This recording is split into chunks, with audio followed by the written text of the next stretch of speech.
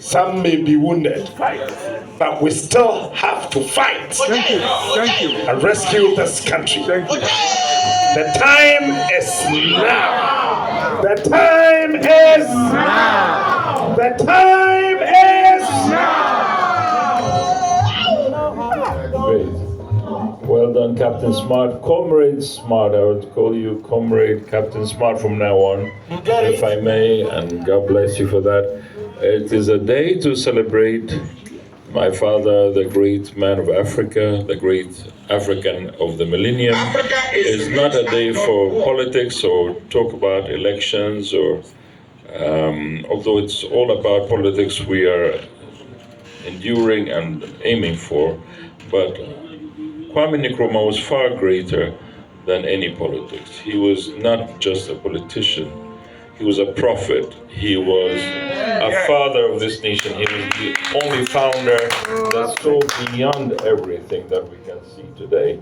He saw a united Africa that is prosperous, that is powerful, that had an army, that had a currency, that had a seat on the Security Council of the United Nations. Who can dream of this? He dreamt of atomic power, atomic energy.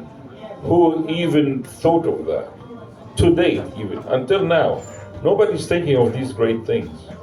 So he was a one-off, he was one of a kind. So I devote all my emotions and my feelings and my words to honor him, celebrate him, and we ought to do much better. I mean, the sentiment that we're not doing anything like we should is absolutely correct. I couldn't disagree with that. It's a disgrace that obviously we have self-interest group and other, clusters in the party are fine, but today is not the day to discuss that. And in honor of Sajafo, I will avoid any such distractions. I will just ask everybody to think of what can unite us. If we really love Osajafo, if we really love Ghana, if we really love Africa, we should put aside our other interests, any self-interest, any other allegiance to any other groups, and work strictly and be led by him as a great example.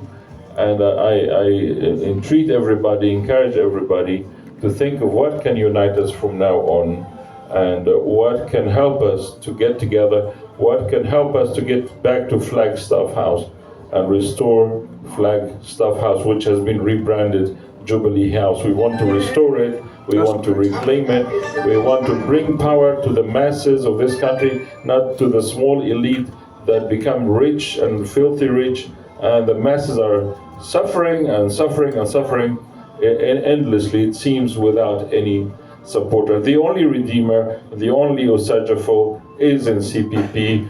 The Nkrumah legacy is the only one that will save Ghanaians, and it will save Africa. Since that is